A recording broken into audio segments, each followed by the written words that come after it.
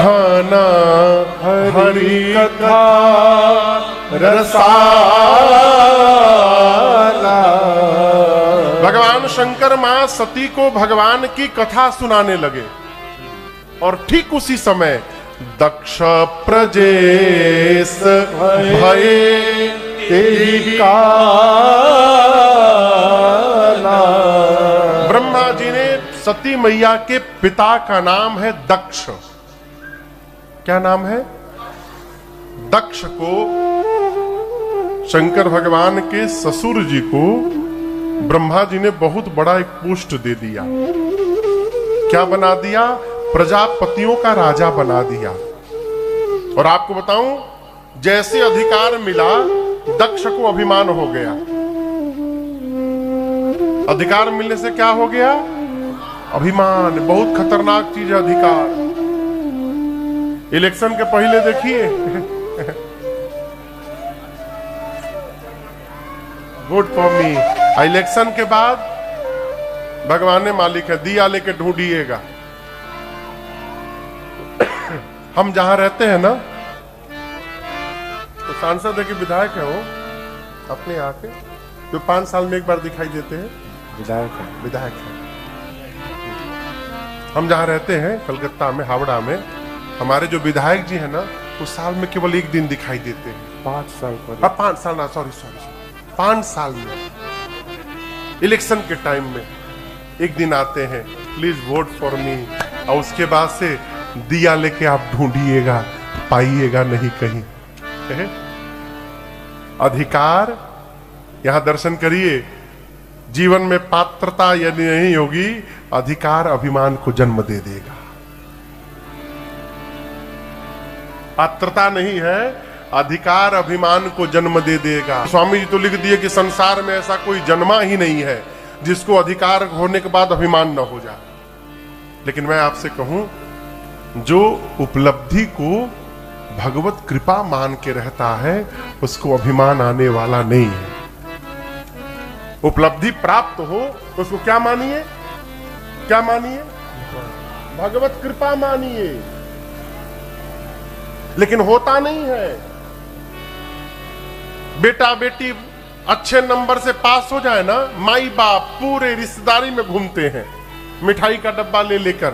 बहुत मेहनत किया महाराज, बहुत मेहनत किया, दिन रात एक कर दिया, किसी से मिलता नहीं था, केवल पढ़ाई पढ़ाई। उसी का नतीजा है महाराज, मेहनत का नतीजा है। कहीं नंबर खराब आ गया तो फिर वो किसी के घर नहीं जाता, फिर सब रिश्तेदार उसके घर आते हैं। उससे क्या हुआ? रिजल्ट निकला है ना। बोला अब क्या बताएं, मेहनत तो बहुत किया था, अब भगवान को मंजूर नहीं तो क्या कहा जाए। अरे ये कथा कहती है, जीवन में जब कुछ अच्छा होना तो भगवत कृपा माना करिए। ये भगवान की कृपा से अच्छा हो गया हमारा, अभिमान नहीं होगा, अभिमान नहीं होगा। अपने को निमित्त मान लीजिए।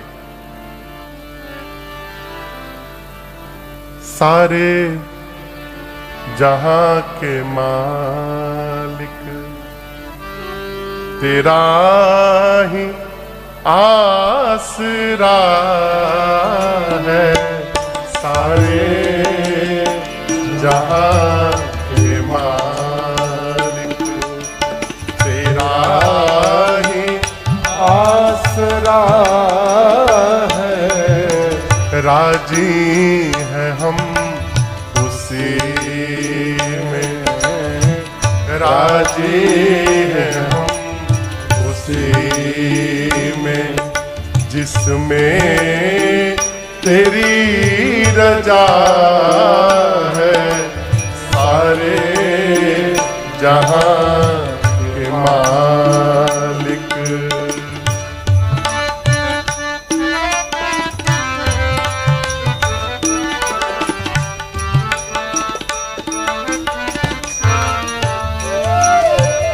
हम क्या बताए तुमको, सब कुछ तुम्हें खबर है। हम क्या बताए तुमको, सब कुछ तुम्हें खबर है। हर हाल में हमारी तेरी तरफ नजर है। हर हाल में हमारी तेरी तरफ नजर है। किस्मत है ये हमारा, किस्मत है ये हमारा, जो तेरा फैसला है। किस्मत है ये हमारा, जो तेरा फैसला है। सारे जहां के मालिक तेरा ही आसरा है। राजी हम उसी में, राजी हम उसी में, जिसमें तेरी रजा है। सारे जहां के मालिक, सारे जहां के मालिक, सारे जहां के मालिक। उपलब्धि मिले तो भगवत कृपा दर्शन करिए, भगवान की कृपा से। देखिए, राजन की कोई औकात नहीं मैं राम जी की कथा गा सकूं। इन लोगों की कोई क्षमता नहीं कि भगवान की कथा की आयोजन करा सके। राम जी ही इनसे निमित्त बना के करवा रहे हैं, और राम जी ही हमको निमित्त बना करके सुनवा रहे हैं, और राम जी ही आपके भीतर बैठ के सुन रहे हैं। निमित्त बनिए, कर्ता ना बनिए। कर्ता बनने से अभिमान होगा।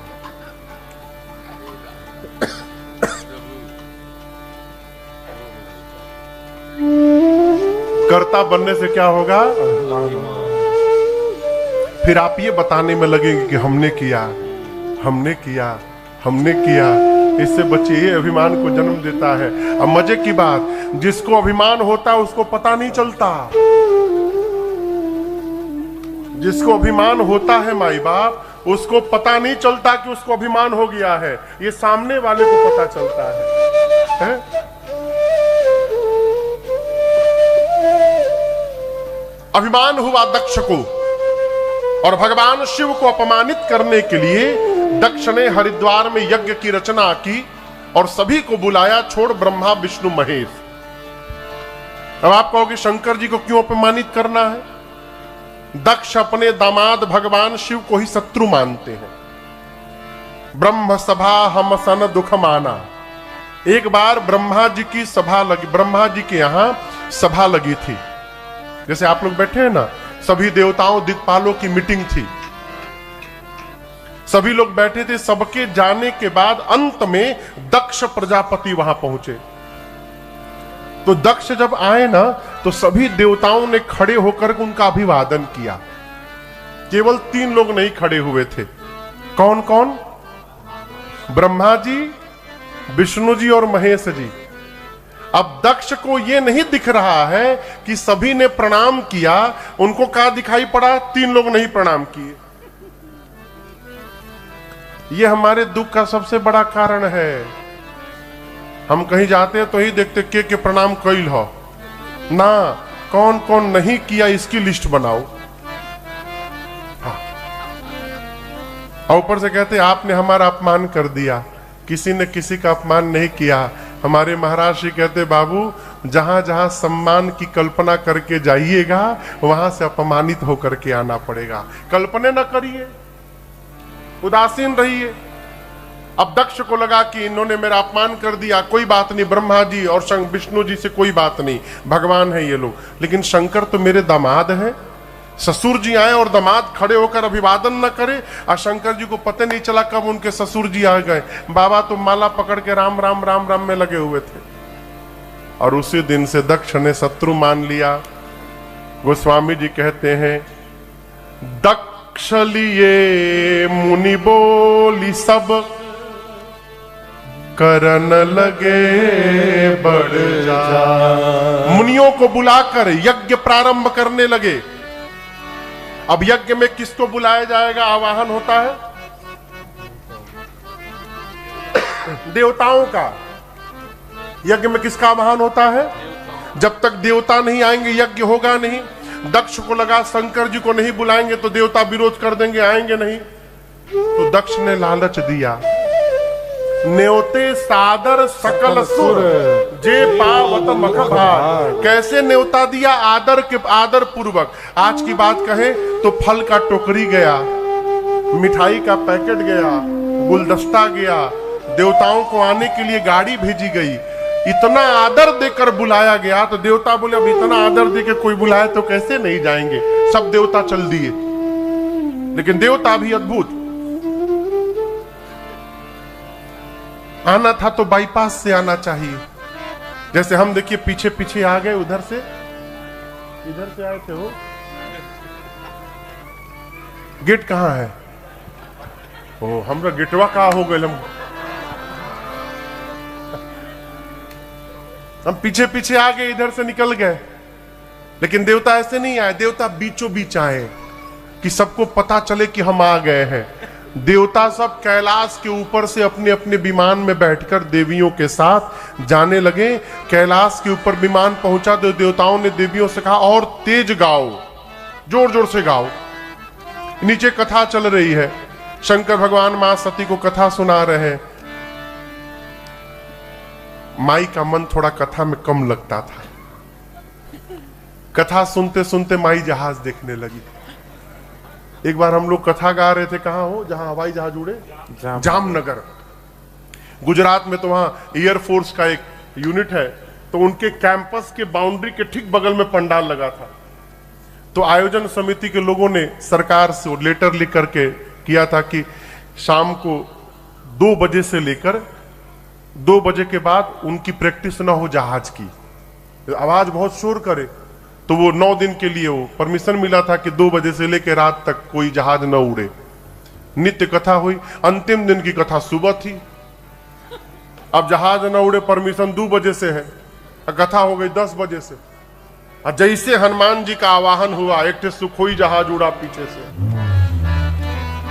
और जब वो सुखोई जहाज उड़ा ना, तो लगा कि पूरा पंडाल लेके चला जाएगा। लेकिन मजे की बात आपको बताऊं, लोग बैठे करीबन 40,000। और जैसे जहाज जाए पूरे श्रोता।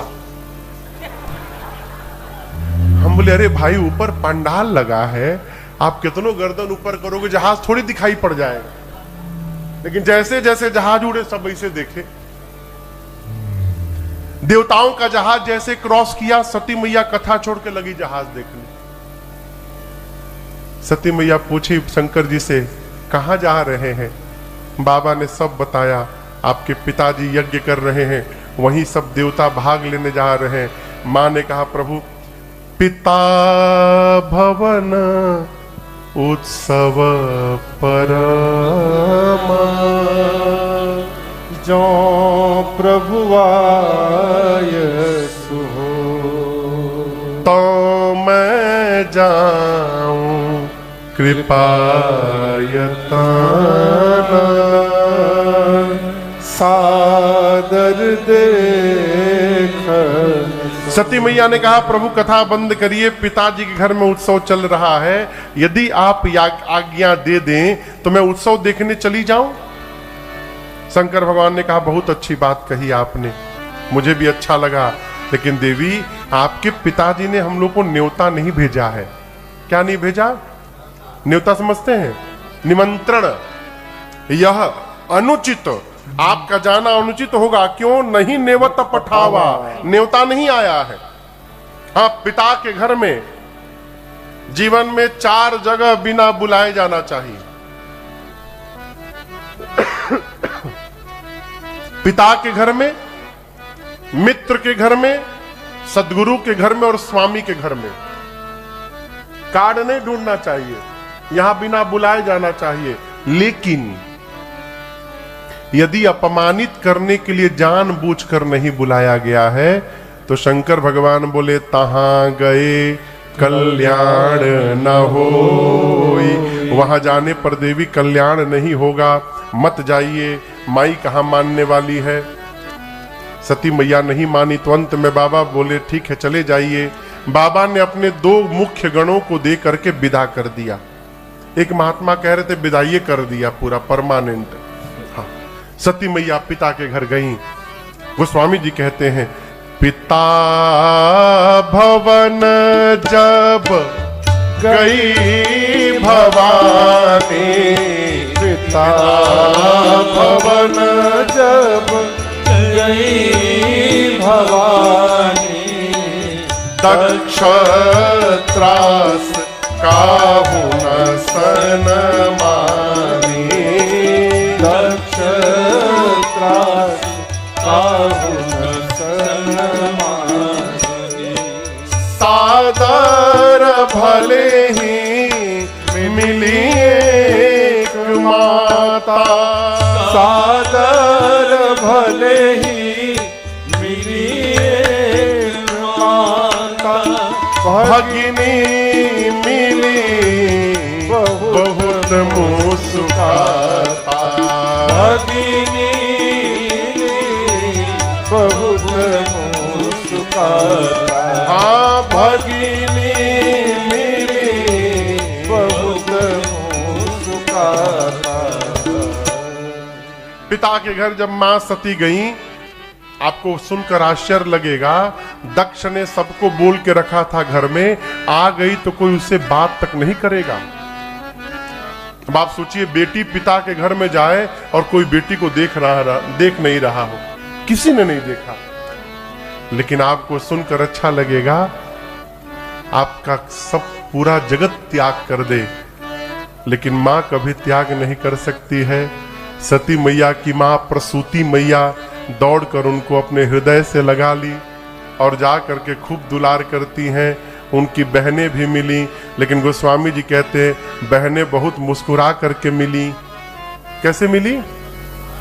अब इसमें क्या दिक्कत है महाराज मुस्कुराने में? बहुत ज्यादा मुस्कुराना नहीं चाहिए। अब जैसे शिव भी आप कहीं गए और जैसे आप गए तो सामने वाला बोले आप भी आ गए, इसका मतलब आपको नहीं आना था। देखिए कई लोग कार्ड बांटते हैं ना, कार्ड तो जैसे इनको देने आए अब बगल में दिखाई पड़ गए, आप भी आ जाइएगा बोलते हैं ना। इसका जहां भी लग गया, इसका मतलब आपको बुलाना नहीं था, लेकिन आप दिखाई पड़ गए तो आ जाइएगा। जिसको बुलाना होता है उसको ये नहीं कहते आप भी आ जाइएगा, कहते आप आइएगा। आपको आना है, आपको भी आना है, इसका मतलब नहीं आना है। हम तो कहीं जाते हैं ना कथा गाने, तो लोग कहते हैं महाराज इसको अपना ही घर मानिएगा। कितने दिन तक? 9 दिन तक, 10वें दिन न मानिएगा। अभी मैं कथा में बोल रहा हूं, पिछले बाबू कथा कराए तो एक निवास बनाए नया घर कि महाराज जी आएंगे तो उसी में रहेंगे, इसलिए बनाए थे आनंद बाबू। यूट्यूब वाले का प्रचार कर दिए, महाराज जी के लिए नया घर बनाया गया, महाराज जी का घर। हाँ?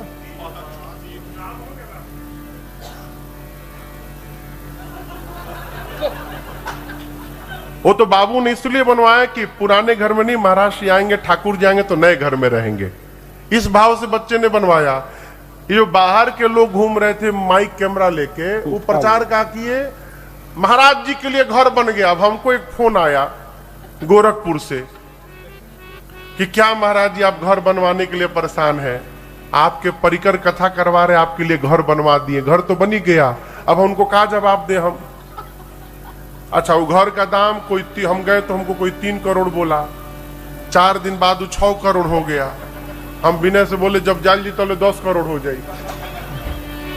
ऐसे ऐसे लोग हैं साहब, क्या बताए।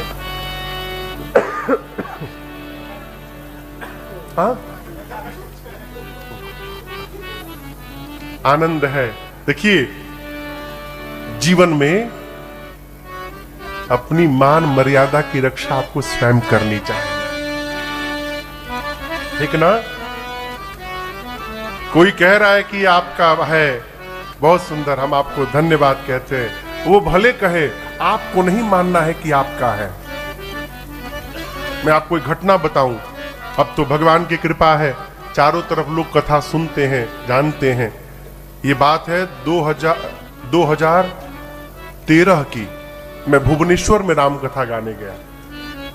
एक माई ने कथा कराई थी, शकुंतला माई ने। तो वहां जो कथा हुई भैया, पहला दिन के जो यजमान थे वहां के डॉन थे, वहां के लोकल डॉन, वो पहला दिन के यजमान थे वहां पर।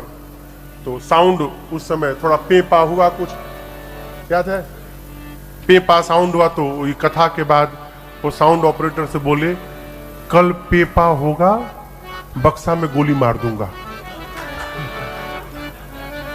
तो साउंड वाला बोला कल नहीं होगा।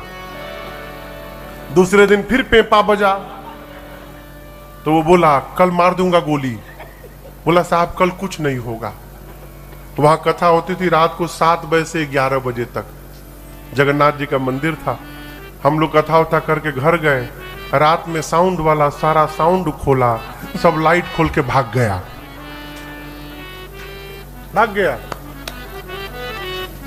अब तीसरे दिन प्रशांत मिश्रा जी, ये नाम है ना भैया, प्रशांत मिश्रा, वो क्योंझर से गए थे व्यवस्था देखने के लिए। हमको 8 बजे सुबह बुलाए, वो आए, बोले महाराज साउंड वाला भाग गया। हमने तब हो जाएगा महाराज, हो जाएगा। वो ना जानते ही नहीं थे, किसी बात में हो जाएगा महाराज, हो जाएगा।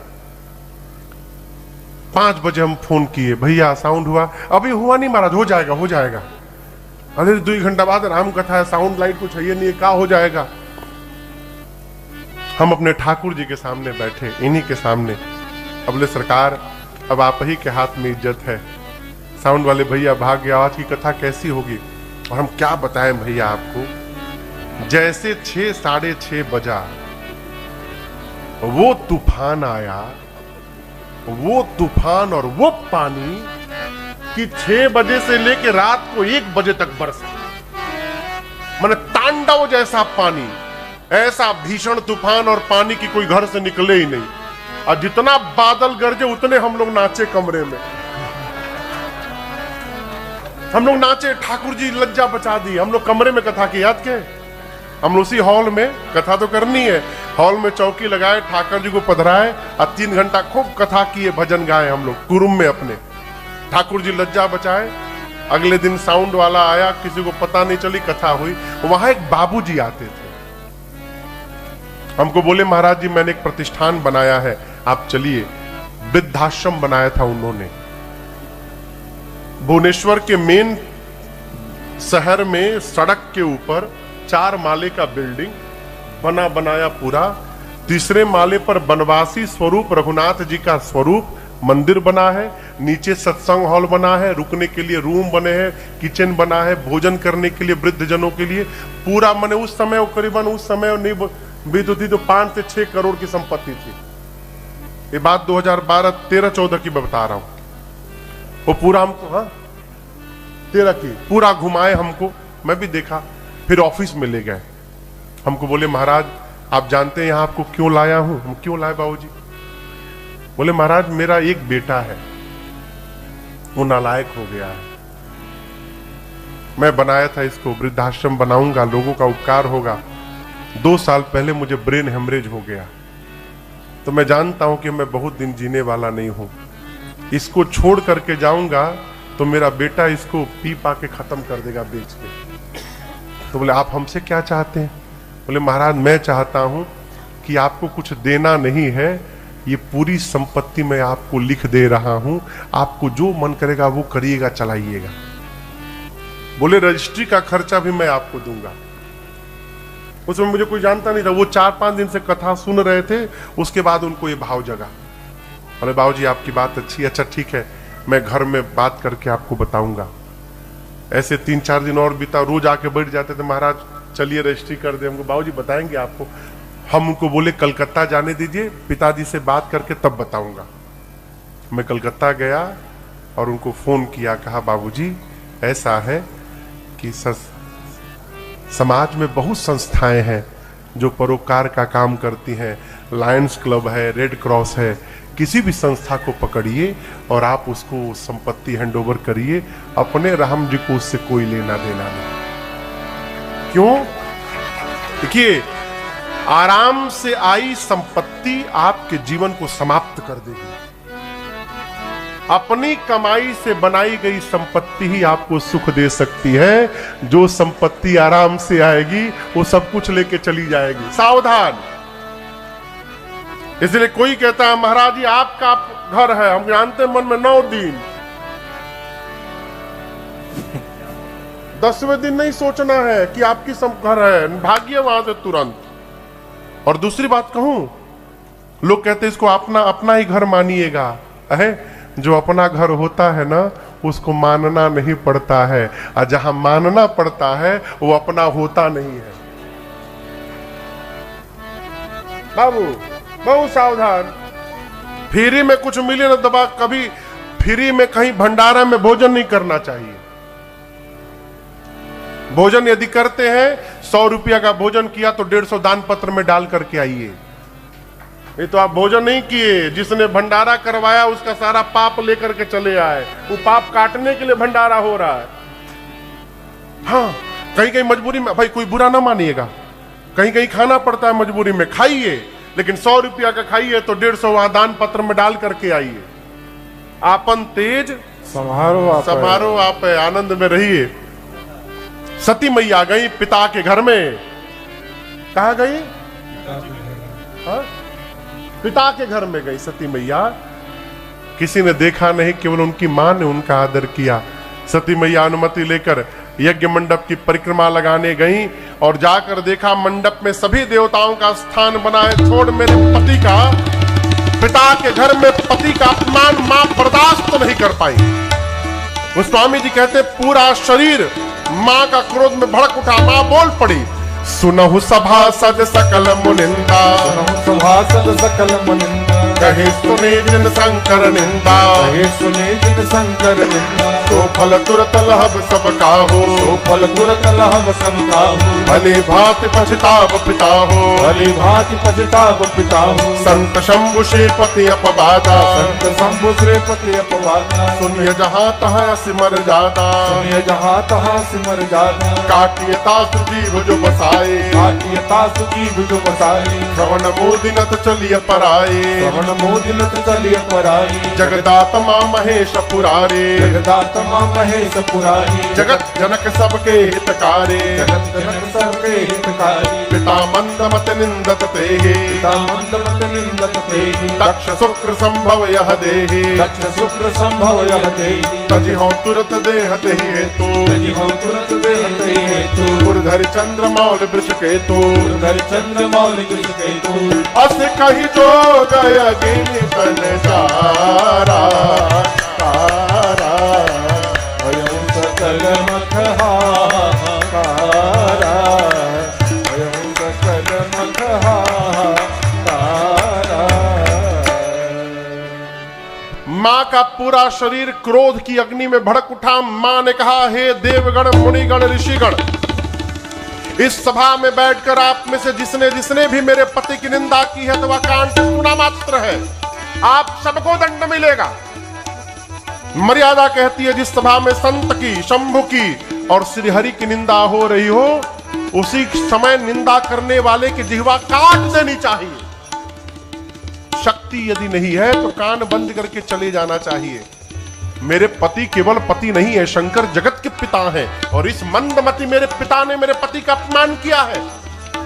आज के बाद मैं इसकी बेटी के रूप में जीवित नहीं रहूंगी।